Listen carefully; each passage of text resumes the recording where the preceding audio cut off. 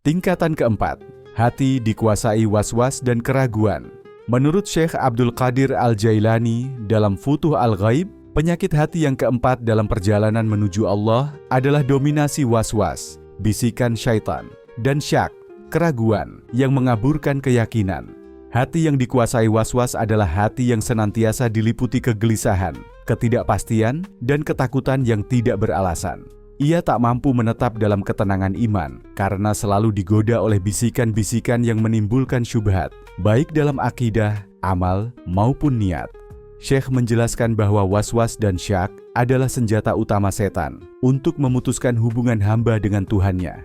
Setan membisikkan rasa ragu terhadap keikhlasan, terhadap keabsahan amal, bahkan terhadap keberadaan Allah atau kebenaran wahyu. Jika seseorang tidak memiliki fondasi ilmu dan hati yang bersih, ia akan dengan mudah terombang-ambing dan kehilangan arah. Syekh menyebutkan bahwa keraguan adalah racun halus yang mematikan cahaya keyakinan. Keraguan dalam amal seringkali menjelma dalam bentuk was-was taharah, bersuci, was-was dalam sholat, dan rasa takut bahwa ibadahnya tidak sah. Padahal Islam adalah agama yang dibangun di atas keyakinan dan keteguhan hati, bukan kekhawatiran berlebihan. Dalam keraguan teologis, hati bisa dikuasai syubhat yang melemahkan akidah, membuat seseorang mulai mempertanyakan kebenaran tanpa dasar ilmu yang kokoh. Untuk mengobati penyakit ini, Syekh Abdul Qadir Al-Jailani menekankan dua hal. Pertama, memperkuat ilmu dan keyakinan, dan kedua, menolak bisikan setan tanpa menuruti atau berdialog dengannya. Ilmu yang benar, apalagi jika digabung dengan pengalaman ruhani yang mendalam, akan menjadi benteng kokoh dari gangguan was-was.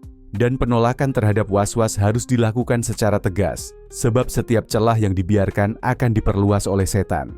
Syekh juga menyarankan memperbanyak zikir dengan hati yang hadir, serta membaca Al-Quran dengan tafakur dan perenungan, karena cahaya Al-Quran adalah penawar dari kegelapan syak.